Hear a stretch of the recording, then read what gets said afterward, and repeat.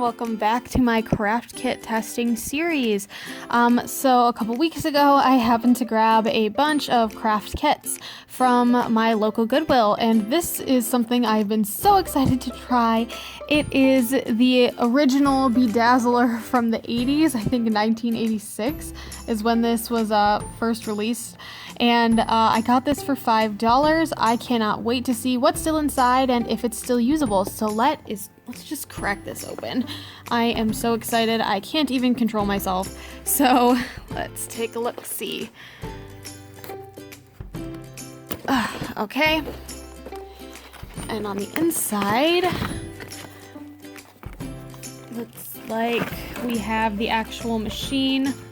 A lot of plastic bags, so definitely used, but it looks like we got some rhinestones and some fun colors here. Red, green, and blue. These look like star-shaped studs, which is kind of fun. Here we have some circular studs and something to press them with, maybe? Okay, let's keep looking. So here is the actual machine. Okay, so it's got this thing in the bottom that we can twist, presumably. Might need to loosen that in order to do it, but it comes up. Looks like we've got some of the things to kind of press down with and clamp in everything. I have another one of those pressers with the wooden handle, and it looks like a third one as well, plus some looks like these are the ones that we're supposed to use to actually trap in those rhinestones. If I remember anything about bedazzling from the children's bedazzler I had when I was approximately 8 years old, another one of those. So we have 4 of those in total. I think this has 4 different sizes on it. Looks like we still have some directions in this one, which cannot be said for all of the craft kits I've tested so far from Goodwill. For those of you that saw the last one with the latch hook design, that was a huge pain, and I was very, very disappointed, but that comes with the risk of ordering used craft kits or craft kits online. Let's just dump the box, see if I missed anything. Okay, apparently a bunch. So this looks maybe like, I don't know, it looks like a thimble, but maybe it's something that we're actually supposed to bang on. This has fashion and instruction booklet and rhinestone and stud patterns. So it looks like we can cut these out and actually use them. We've got fish, there's an anchor, diamond, a comet. How fun. I don't exactly know if I foresee myself using those, but we'll see. And we also have this bag, which has more bags in it, which contain, looks like, more rhinestone studs and what looks like these really cool, like, turquoise kinds of studs in there, and little things to hold them, and another set of instructions. It looks like actually this is a different set, like a jewel stones, no sew, no tools needed, easy to attach, preset with prongs. So yeah, it looks like maybe this is something that whoever owned this had purchased to go with it and just kind of left in the box, so bonus for me. So in the instructions, it says that the amount of dots will actually indicate what size plunger this is, and these are the plungers. Thankfully, I don't actually know where these dots are. I've tried looking over for them, but whoever had this before me has actually labeled all of the plungers for me, so that was really convenient, and if you are out there, I thank you, ma'am, or sir. I don't judge. I guess I don't really know who would want things bedazzled and for how long, but yeah, so that's kind of nice. I'm going to keep reading these instructions and see if I can figure some of this out, get some things going, and then I'll show you how it works. So this is by far the messiest craft kit, or at least the one with the most tiny pieces that could end up stuck in my foot somehow. I know I lost a stud somewhere and I can't seem to find it, so I guess we'll find out when it ends up in my foot later. So this first one that we're gonna do, I'm gonna focus on trying to getting in one of these tiny studs, as well as a star stud that seemed to be in the package. I don't know if they came with this or what, but we have the star here, which seems to fit nicely in the size 40 plunger, as well as one of these tiny circular ones that seems to fit really nicely in the size 30 plunger. I also have these in here, which are the backs for the rhinestones. And actually this doesn't seem to fit in any of the plungers, so I ended up just using the thimble and one of these tools here, and that worked out just fine. And I'm going to show you how I did one of the preset ones as well. According to the instructions, these should be done just like any regular stud should be, just with the rhinestone already set in there. Again, I found it difficult to fit this into any of the plungers that I had, so I am just going to be using one of these as well as the set of metal thimbles that I had in here. I don't know if it came with two or if I just happened to have two, but there's like a tapered one as well as a flat one, and I've been using the tapered one for most of this. So I guess let's just get started. I have here's my test piece of fabric with a couple of things on it. I actually have used a BeDazzler in the past, and what makes me nervous about this is I seem to be having the same problems with this particular BeDazzler that I did with my like little kids BeDazzler that I've used in the past. So yeah, I think it's just time to get started and see how this goes. I just need to grab my spare fabric and we'll get started. I have this gray striped fabric that we're going to use. For the studs, you have the colored side facing up. For rhinestones, you flip it upside down unless it is one of the preset ones like these turquoise ones here. First things first, you're going to need to look at the plunger. You actually separate the top part in half, so you are resulted with just this bottom portion here. For the circular stud, you need a size 30. So I'm just taking my size 30. It has little notches on the sides that fit into these holes. On the section here, close it back up. So it's like this. There is a little slot that fits this piece on the bottom at the top of the plunger. So you just need to find that sweet spot and slide it right in, and it should clip right to the top. Something else that I noticed is sometimes it doesn't quite center itself on the plate, so when you're moving the plate around, you actually need to kind of slide it forward or backward, depending on which plate you're using. I've just loosened this enough to the point where I can slide it freely, but it won't slide unless I move it. So I need to be on 30 right now, which I am, so I'm going to make sure that it is nice and centered in there. That seems pretty good right there. And now we're going to focus on our stud. So I grab the circular stud here, and you're actually going to flip it over and pop it until it is snug on the inside of your plunger. Obviously these are spikes on the edge. That's, I think, the reason they provided these thimbles, so that you can actually push it in. I don't mind it so much. I kind of just use my long thumbnail to kind of get in there and eventually get it stuck. Try not to depress too much on it because it will push it out. Alright, so it looks like I've got it stuck in there. Nice and solid and pretty straight as well.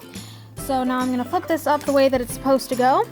Decide on my fabric where I want it. You could mark on this with a pen or pencil, but just because of the demonstration, I'm not going to bother. Just somewhere on the corner, maybe the center-ish a little bit more. And then you push down. It says in the directions that it acts like a stapler, so all you need to do is really just stab it in there. I've noticed sometimes it doesn't make that clicking noise that it just did. This time it did, which is kind of nice. You can definitely feel it clicking a bit, and then you should just be able to pop it off, and you have a stud inside your fabric. You're supposed to check the back to make sure all the corners have been popped in. Mine have not, and this is kind of the problem that I was talking about a little bit earlier. Sometimes the bits just kind of curve in the wrong ways or don't get depressed all the way. This is why it's super important to kind of make sure that everything is centered. So what I've been doing is just kind of taking something metal and pushing in the last couple pieces.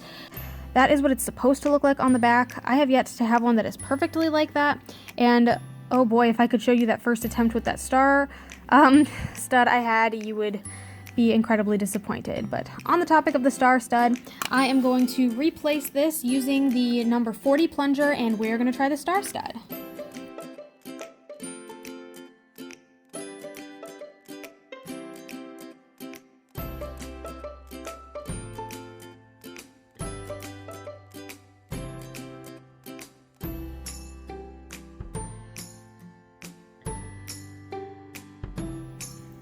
After about 2 minutes of struggling and eventually using the thimble, I did manage to get the star thing in here. That is the other downside to these kinds of projects, I suppose, is there's no guarantee that they're gonna work or that they're gonna work out exactly as you want to.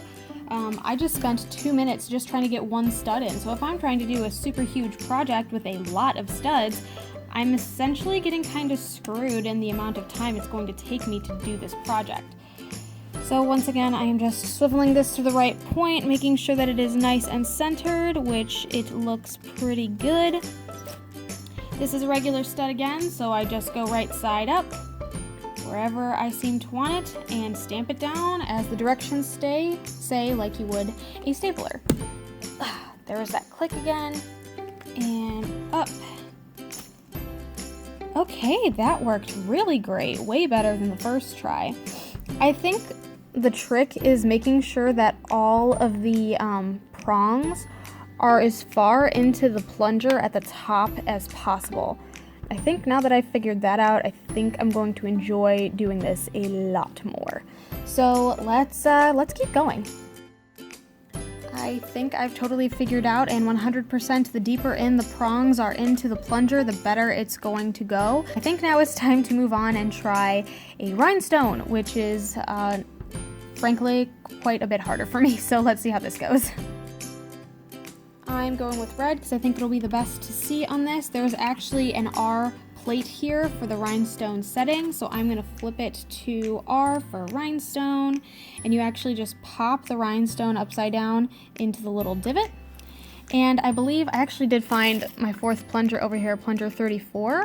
This is the one that you're supposed to use for the rhinestone bits, so they actually have these little circles in the front, or I guess on the back, because they are going to go through the back. And they just go into the plunger like you would anything else. So I'm going to stuff that in there, replace this, and let's give this rhinestone a shot. This rhinestone back actually ended up fitting up better in the size 40, so I am flip-flopping to size 40, making sure I still have on the rhinestone bottom here. Now, the only difference between rhinestones and studs is you need to flip your piece of fabric upside down for the rhinestones. So you would presumably be marking on the front and back of where you want this to go. I actually didn't check to make sure this is centered, so I'm going to make sure that it is centered where it needs to be.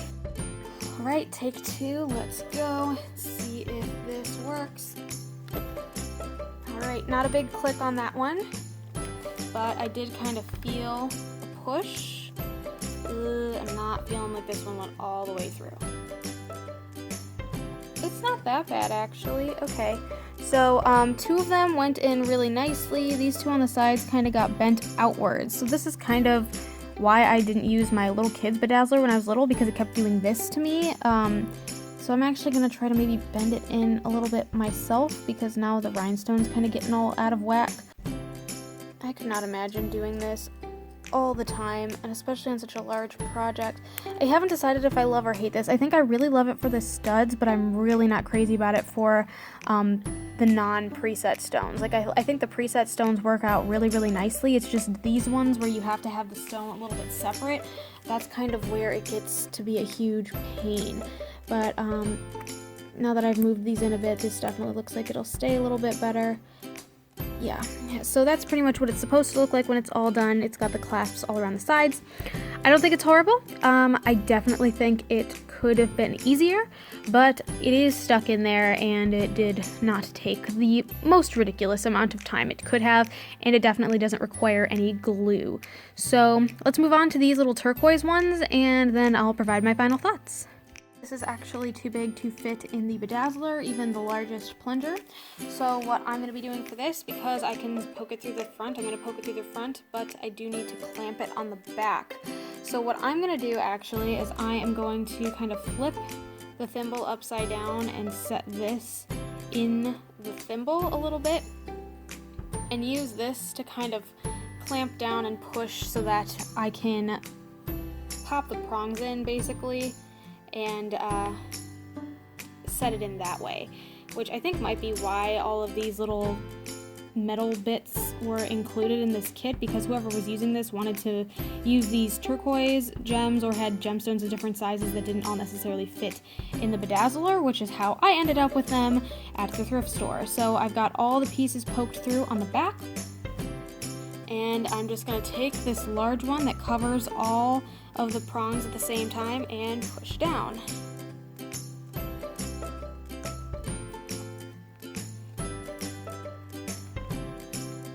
Just shoving it in there nice and good so that when I pull it up, you can see that it's all pushed in pretty solidly. Maybe just smack it down a little bit more with your fingers if you think they can be a bit flatter. I think they're actually pretty good, but on the front it will look like this. So that is everything attached with this BeDazzler kit that I found from the thrift store. So here are my final thoughts on the BeDazzler. I think it is actually a really great tool once you get through the learning curve. Definitely take some scrap fabric and get used to using it because it is not 100% the most understandable even through the directions. And I think the reason there was so much confusion is because in these pictures that it used, and it's nice that it has pictures, but in this image it does actually look like the prongs are kind of coming out through the end as opposed to being pushed all the way in. But when they're pushed all the way in, that's when they seem to work best. I also feel like because mine somewhat came assembled already, a lot of these instructions I didn't get the opportunity to see how well they worked, but the instructions for setting the rhinestones and setting the studs did seem relatively effective, as well as how to change these plunger heads. So good on that. I think the nut at the bottom, or the twisty-madoo, I'm not the most tool-oriented person, but that can get kind of stuck at times, so it makes it a little bit difficult to rotate this. I feel like if this lip was pushed forward to make sure that this was always at the points it needed to be, this would be a way more effective tool, because as it stands, this can slide. I obviously have tightened it up a bit, but since this can slide forward so that it's kind of leaning over the sides versus all the way back against this where it's supposed to be, and then it doesn't actually press down where it needs to be. So I think the design could be set better so that this is actually pushed up to the direction it needs to be pushed and there's no way for it to slide back and forth. I can't imagine why they would do that unless it really does make a difference, but I don't know, it frustrated me in the whole process of doing this. So just something to keep an eye out for. I also think in the work of using this, I did notice that these, I guess, wooden presser things, I don't even know what to call them, because they kind of came, some of them came in the packaging that I'm assuming they originally came in, but they were cut up, so I don't actually know what they're called, and yeah, it was just confusing, so I don't really know what to call them. But if you can get your hands on one of those, honestly, it does the same thing. I mean, this is nice and all because you can 100% center exactly where you need to push things, and you can kind of see it from both sides of it, as well as being able to have one tool that does so much. This is great, but I feel like with the amount of rhinestones or these sized star pins or the turquoise gems that just didn't fit in the BeDazzler, I think it's just overall going to be more versatile. So I can't say that I recommend this. I can say I'm happy that I have it now and that when I do use it, I'm going to be very, very pleased, but I definitely think you can continue your crafting endeavors without it. So I'm going to give this one kind of a thumbs down, as much as fun as it was. So thanks so much for watching. If you like this craft kit review, I do actually have one more coming up in the next week or 2 weeks, depending on when I can get around to it.